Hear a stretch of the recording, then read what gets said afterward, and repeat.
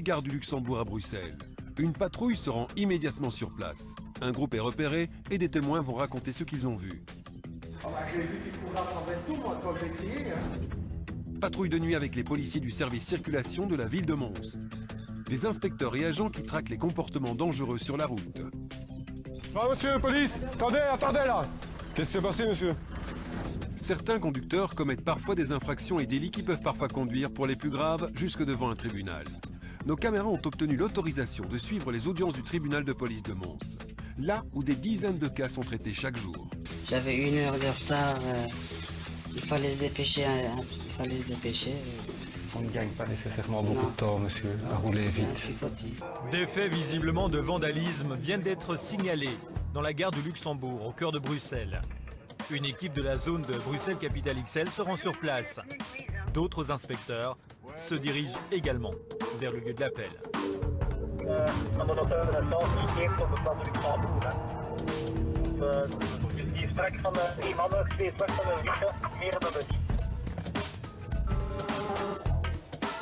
À cette heure de la soirée, la gare est pratiquement vide. Mais un groupe est très vite repéré. Bonjour. Juste attendre ici. C'est een naar onder, hè? C'est een naar onder, hè? Eens naar onder, daar de trap af. Un des jeunes vient de prendre la fuite, mais il sera rapidement rattrapé. Il y a eu un souci ici avec quelqu'un, non? Non, aucun, pas de souci. Ok. Ouais, non? Non, pas ici. Ok. Collega! Romain fait Vous venez d'où là? Ah. Ah, ok. C'est déjà ici. Les inspecteurs vont à présent procéder au contrôle, tout en allant voir ce qui s'est passé dans la gare.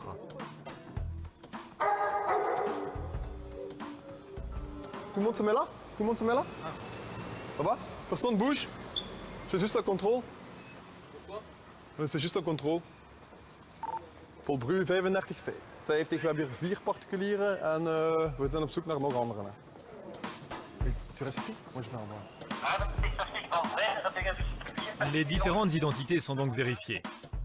À l'intérieur, il semble qu'une machine, un distributeur de friandises, ait été secouée et peut-être endommagée.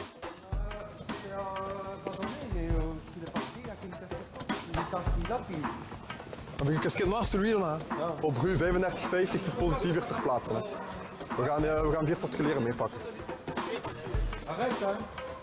Allez, on parle pas, ça va? Les différents suspects sont interpellés. Il y a des témoins des faits. Les policiers vont aller vérifier. L'un des jeunes aurait donc malmené la machine pour essayer probablement de faire tomber des marchandises. Ça va? Venez, monsieur. On va retourner ici. S'il vous plaît. Après, on va retourner ici. Ben, on va faire le nécessaire. Si c'est négatif en ce qui vous concerne, eh bien vous serez relaxé, monsieur, hein, c'est pas de problème. Ça veut dire quoi, le négatif et tout? Bah, négatif, ça veut dire quand c'est si vous êtes impliqué dans l'affaire qui vous occupe ou pas. Hein. Non, on vous a dit qu'il y avait quoi en fait? C'est quoi finalement? Qu'il y avait une bagarre? Vous croyez qu'on vient comme ça Oh, moi je suis franc avec vous. On va pas vous embarquer pour rien du tout. Hein. C'est qu'un... Ik ga de getuigen heel even verhoren ook. Ouais, ça va. Ja, Paul Bru, we hebben de particulieren en de voertuigen. Un des témoins, probablement un touriste, va expliquer aux policiers ce qu'il a vu. En ook de vaststelling op machine.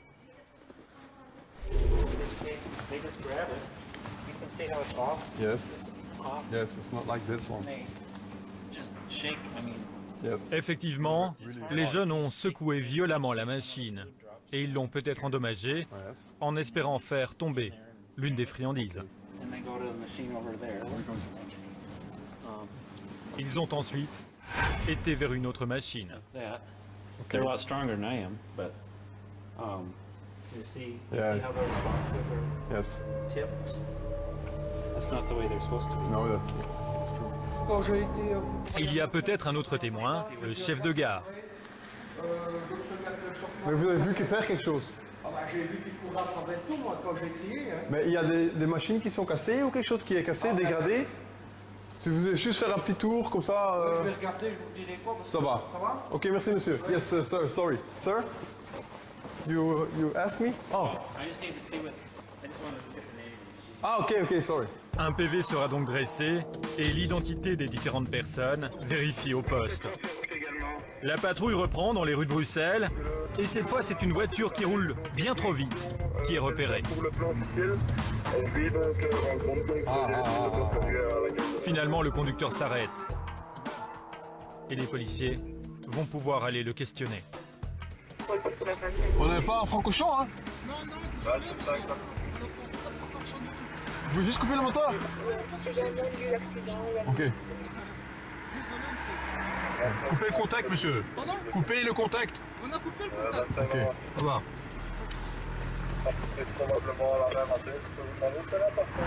Ah désolé si on a été trop vite hein monsieur. C'est déjà eu affaire avec vous, non? Une fois, non? Non, sûr? Non? Ça serait dans quel cas? S'il vous plaît? Ça serait dans quel cas? Juste mettre les mains sur le volant, parce que moi je n'aime pas parler. Dans le cadre d'une ordonnance de capture. Non, ah oui, ça déjà, oui, c'est déjà. Ah, c'était vous, hein? C'était moi, c'était déjà. Ouais, ok. Bon, je vais juste vous annexer, ça va? Le policier avait bien vu, il a déjà eu affaire à cette personne qui devait à l'époque être arrêtée. Ik ga een niks doen, hij heeft een OC gehad vroeger. Cette fois, les policiers vont à nouveau fouiller le véhicule. On va juste faire une petite fouille. Hein? Ah, c'est à qui le laptop? Apparemment, rien de suspect si ce n'est un ordinateur portable. Les inspecteurs vont préférer vérifier au commissariat le numéro de série pour déterminer s'il est ou non volé.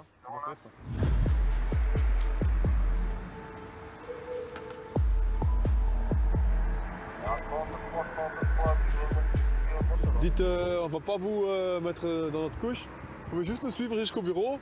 Je vérifie le numéro là-bas et puis vous partez tout de suite. Y a pas de Ça souci, va? on fait ça comme ça. C'est place en coq. Ouais, je sais bien, vous inquiétez pas. Ça va, merci. Hein. Comme on le voit ce soir, communiquer le numéro de série lors d'une déposition de vol pour les victimes peut donc être très utile. En vérifiant dans leur base de données des objets volés, les policiers peuvent ainsi plus efficacement et rapidement vérifier s'ils sont ou non face à l'objet d'un délit. Mons, il est 5 h du matin. L'agent Adima Affad et l'inspecteur principal Régis Salard patrouillent dans une voiture banalisée. Ils sont affectés au service circulation de la ville et ils circulent partout, même dans les petites rues tranquilles.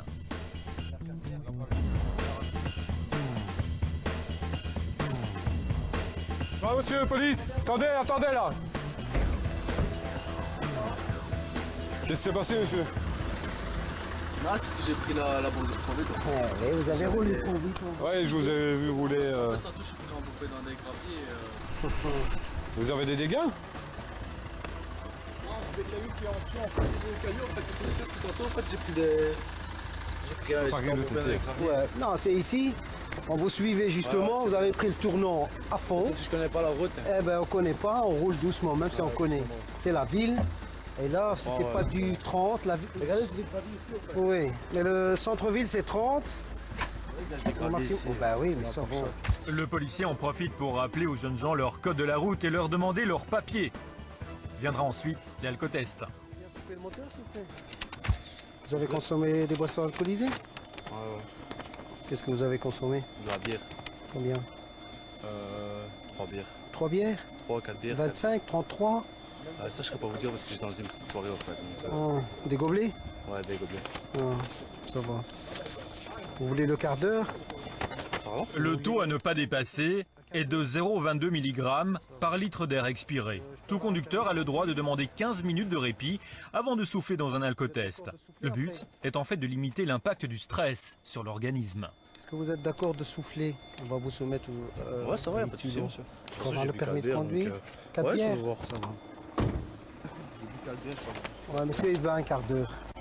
Monsieur, il veut un quart d'heure. Ça va, ok.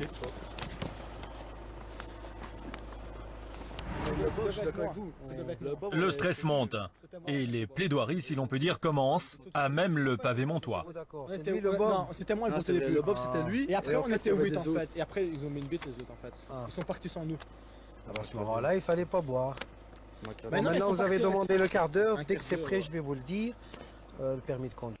Et après, je vais vous inviter à vous mettre sur la droite là, à ce moment-là. Ça va? On n'est pas des casse-couilles, vous inquiétez pas. Ouais. On est juste là pour Pas de souci. Fin d'école, Sur la fin des examens. Ouais. Est-ce que vous allez à l'école? Enfin, moi, je viens de La situation se calme. Les trois jeunes gens reconnaissent avoir fait un peu la fête. Vous devez montrer l'exemple aussi. Ah, mais on a fini, Les gens ils comptent sur vous après. Ah, Quand vous serez infirmier, vous allez boire et rouler. On avait fini, on avait bientôt fini. Bon. On connaît. C'est vrai qu'on a peut-être un petit peu roulé trop vite, mais on ne connaît pas. J'aimerais bien vite, non, je voulais pas vite. On aimerait bien rentrer à la maison aussi. Ici, on va voir avec l'alcoolémie. Mais vite, vous rouliez vite quand même. C'est vrai. C'est ce qui a attiré On d'abord n'a l'attention. pas bu d'alcool. Et la menthe, On a juste bu de la bière, c'est tout. La bière, c'est pas de l'alcool. Non, pour moi, non, je pense pas pour moi. De l'alcool, c'est quand même un peu plus. Vous comprenez? Vous êtes aussi un futur infirmier? Non, moi non. Vous êtes c'est deux. Voilà, il faut expliquer-lui que la bière, c'est de l'alcool. Moi, je faisais des aussi. études pour rentrer à la police en fait. Je faisais des études pour rentrer à la police, mais je viens d'arrêter l'école et j'ai trouvé du boulot. Mais nous, on ne boit pas, hein? Non, bah, j'aurais été policier, j'aurais respecté la loi, ne vous inquiétez pas. C'est parce que juste ici, j'ai arrêté l'école. Et alors, si lors de l'examen, il vous pose la question est-ce que de la bière, c'est de l'alcool? Vous allez dire que non. La bière, c'est pas de l'alcool. Pour moi, il y a de l'alcool. il y a du pourcentage dedans, je suis d'accord, mais de l'alcool, il y a encore plus de pourcentage. C'est vrai que maintenant, c'est combien de bières maintenant qu'on est dedans? 3 bières? 3, 2, Je vais devenir expert en onologie ici, moi. Mais vous voyez bien, on n'est pas des... On est juste là pour ça, on a passé une bonne soirée. À force de discuter, le quart d'heure est déjà passé. Il va falloir souffler dans l'éthylotest. Encore, stop. Voilà, analyse. S, il n'y a pas de problème. A, vous êtes en alerte. P, positif. Voilà, vous êtes A, ce qui pourrait correspondre plus ou moins aux 4 bières que vous m'avez dit. Donc ici pour le moment, on en est à quoi? C'est que vous pourriez avoir une interdiction de rouler pendant 3 heures. 3 heures. Et une amende de 150 €. Non. 150 € que vous allez payer dans les 15 jours. Mais on doit encore attendre 10 minutes avant de passer en analyse et là on va avoir le taux exact. Il se peut que vous soyez ce qu'on appelle en phase montante, donc le taux va légèrement augmenter, ou alors en phase descendante. Si vous êtes en phase descendante et vous descendez en dessous de 0,22, alors là on vous laisse repartir. Là on a 10 minutes. 10 minutes. 10 minutes. L'appareil va, dans son chronomètre, il va mettre des 4 bières. À présent, il faut passer à une confirmation via une analyse plus précise. Bon, pour des sportifs, normalement, il n'y a pas de souci.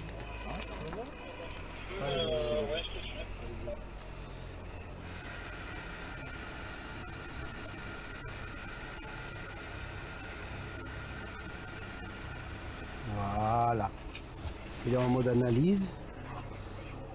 Et on va voir le résultat. 0,29. Je suis pas dedans là. Ah, si. Ça tombe peu. Voilà.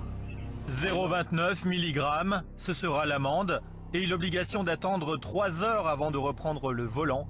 Il en va bien sûr de la sécurité routière. Excès de vitesse, conduite dangereuse, abus d'alcool ou de stupéfiants, des infractions des délits qui parfois sont à l'origine de drames de la route. 789 tués l'an dernier, 46 000 blessés. Ce sont les chiffres de l'Institut belge pour la sécurité routière et ils ne sont pas très brillants. Pour comprendre comment certains automobilistes se sont retrouvés ici à la barre, Enquête a suivi de nombreuses opérations de contrôle de police, comme ici à Charleroi. Vous avez consommé beaucoup de boissons alcoolisées, monsieur? Trop bien. Oui. Regardez, l'éthylotest indique positif. Vous allez devoir revenir avec nous. Ça va? On va procéder au test de l'éthylomètre, monsieur. Pardon? Si, ben monsieur, vous allez devoir revenir avec nous, je suis désolé. Attendez, c'est pas moi qui consomme des boissons alcoolisées sur le chemin, je suis désolé. Pardon. Voilà, vous accompagnez mes collègues par là, par ici, venez. On va vous demander de souffler de manière continue, normale et sans interruption. Soufflez, allez-y. Allez, encore.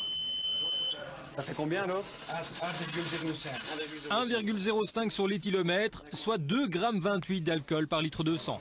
Il faut compter 2 bons litres de bière. Maintenant, bon, l'intéressé a quand même signalé qu'il était en route depuis 4 h du matin. Il signale qu'il a bu 4 bières. Il n'a pas mangé. Ça peut jouer. Il ne prend pas de médicaments, heureusement pour lui. mais ça correspond donc à 2 litres de bière. Direction à présent le tribunal de police de Mons. L'audience du jour est présidée par Benoît Jonard. Ici sont jugés au civil les dossiers de roulage les plus graves. Le premier dossier concerne une conduite sous influence d'alcool. 0,74 grammes par litre d'air expiré. C'est entre 3 et 4 fois la limite légale. Une limite qui correspond à 2 verres d'alcool. C'est maintenant au parquet, au ministère public, représenté en la personne du procureur du roi, de requérir, autrement dit, de donner son avis. Le procureur le souligne d'emblée, l'automobiliste part avec un handicap. Il a déjà un antécédent en matière de conduite sous influence. Le représentant de la loi demande donc une application sévère, un examen médical, psychologique, mais aussi repasser le permis théorique. Un antécédent, cela peut devenir une circonstance aggravante. Le jugement, c'est Benoît Jonard, le président du tribunal, qui le rend. Après avoir écouté, bien sûr, l'avocat qui plaide, qui défend la cause de son client. Monsieur explique qu'il avait consommé 10 bières dans un bistrot. Apparemment, après son emploi dans un café à Tertre, il dit avoir consommé ses boissons entre 18h et 20h30, son dernier repas remontant au repas de midi. Manifestement, il est en état d'ivresse et il dit simplement ce jour-là avoir consommé plus que de raison. Ce n'est évidemment pas une excuse. Vous apprécierez la hauteur de la sanction qu'il convient de lui donner. L'auteur sera condamné à une amende de 3 300 € et une déchéance de 4 mois du droit de conduire. La peine est prononcée avec un sursis de 3 ans pour la moitié de la peine. Le dossier suivant concerne un excès de vitesse. Alors on vous reproche, monsieur Amézières, d'avoir le 11 septembre 2011 circulé à une vitesse corrigée de 113,74 km/h en lieu et place d'une vitesse maximale de 70 km/h, vitesse réelle de 121. Vous reconnaissez les faits, monsieur? Vous pouvez vous rappeler pour quelles raisons vous avez circulé? On avait une fiançailles à Genk. Ils avaient pris rendez-vous chez le coiffeur pour ma femme et mes enfants. On nous avait dit que c'était vers midi. Et pour finir, ils ont téléphoné que c'était pour dire que c'était vers 11h. Donc j'avais 1 heure de retard. Il fallait se dépêcher. On ne gagne pas nécessairement beaucoup de temps, monsieur, à rouler vite. 113 au lieu de 70 km/h dans une zone de travaux sur l'autoroute. Le procureur réclame 8 jours de retrait de permis. Vous n'avez rien à ajouter. Vous avez entendu que certaines personnes demandaient à l'effectuer le week-end. C'est surtout dans ce cadre-là que je vous pose la question. Si c'est possible.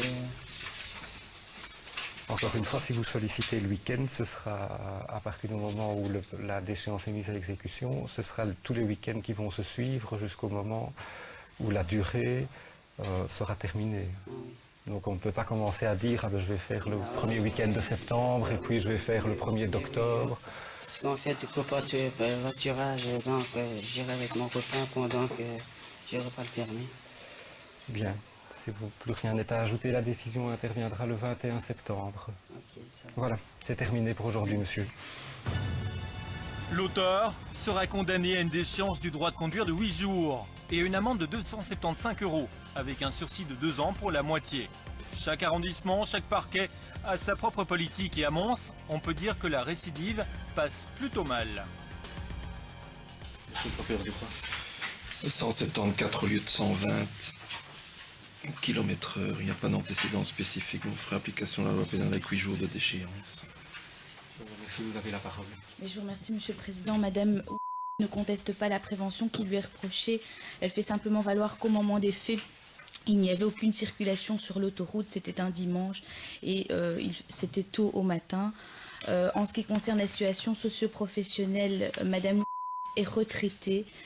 Vous verrez, je vais vous déposer un jugement qui lui accorde la tutelle officieuse de son petit-fils dont la maman est décédée et dont elle s'occupe quotidiennement. Elle le conduit ainsi à l'école entre son habitation et le collège où l'enfant est scolarisé. Je vous demanderai de faire une application particulièrement clémente compte tenu de la situation de Madame Nidouche. J'ai dit, je vous remercie. L'auteur sera condamné à une déchéance du droit de conduire de 8 jours. Une amende de 385 € avec un sursis de 2 ans pour 165 €. Les sections en circulation des services de police constatent les infractions, rédigent les procès-verbaux. Certains sont classés sans suite par le ministère public et font l'objet d'une transaction, une amende administrative. Et d'autres plus graves, comme aujourd'hui, sont jugés devant les tribunaux de police.